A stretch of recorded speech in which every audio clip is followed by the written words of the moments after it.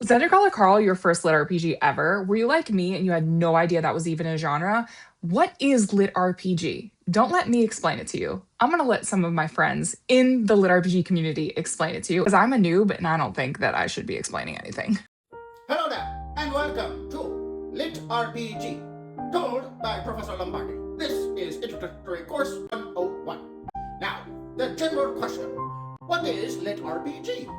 LitRPG stands for Literary Role-Playing Game. Imagine, as you will, a Dungeons & Dragons game, but told in literary form. Another way to imagine this concept is that the player of a Dungeons & Dragons game who has a character within the game is transported and now inside their own character, where they themselves get to choose the progression of said character. All of those attributes and abilities are at that main character's control. So you are literally telling a Dungeons & Dragons type game through the main character's perspective. Now, another term, or other terms you may hear besides LitRPG, is game lit, game literature, or progression fantasy. What is the difference? Well, game lit is a term that was incorporated by some readers upset at a specific LitRPG author. They try to attribute that game lit is game mechanics added into the literature. So, though it could be a technicality, the reality is LitRPG is game lit is LitRPG. It is just one giant umbrella. Progression fantasy is a subgenre of fantasy. Therefore, a character does progress in level and skills.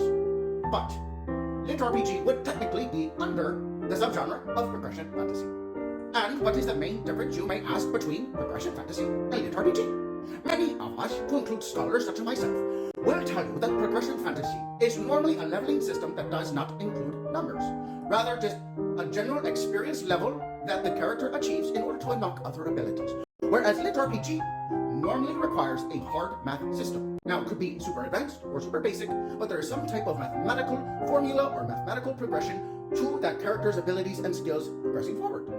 However, what we must also include are the different subs of LitRPG. The traditional that you may hear is Isekai, where the main character is taken from one world or planet to another. The other, you may have Portal, where you can literally jump through a portal from one location to another.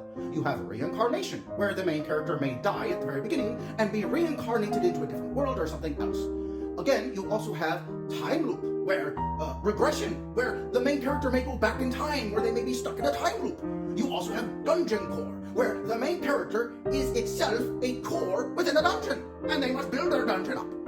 But then again, for mechanical reasons, you have deck builders, where just like a trading card game, the main character or the main system of mechanical attributes are locked inside a trading card deck. Imagine, if you will, that Yu-Gi-Oh was a real thing, but the cards themselves and magic and everything, you get it.